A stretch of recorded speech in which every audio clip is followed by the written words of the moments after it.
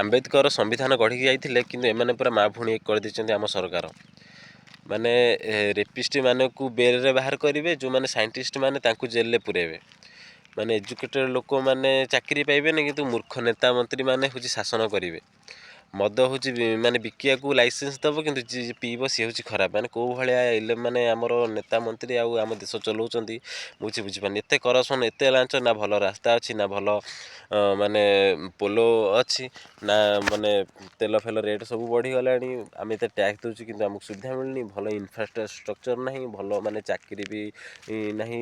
ପିଲାମାନଙ୍କୁ ବହୁତ ବେରୋଜଗାର ହେଇକି ବୁଲୁଛନ୍ତି। ଏତେ ମାନେ କରପସନ୍ ଚାଲିଛି, ଏତେ ଲାଞ୍ଚ ଚାଲିଛି, ଦେଶକୁ ପୁରା ବିକିକି ଏମାନେ ଖାଇସାରିଲେଣି। ଆଉ କିଛି ନାହିଁ ଦେଶରେ।